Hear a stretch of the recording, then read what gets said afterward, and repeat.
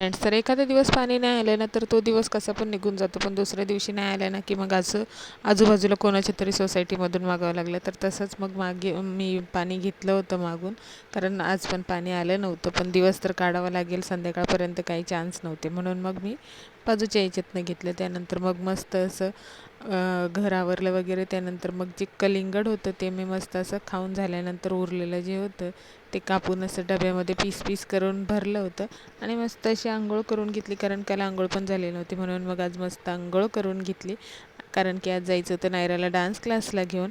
म्हणून मग मी त्याच्यासाठी तयारी करत होते.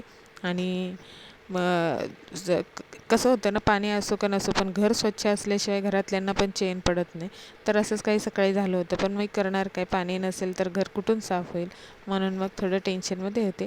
तर ठीक आहे, पुढचा दिवस ओठ आणि गुडघा दोन्ही बरे आहेत, कारण आमच्या यांनी खूप छान मालिश वगैरे औषध वगैरे लावून दिले. म्हणून बाय बाय.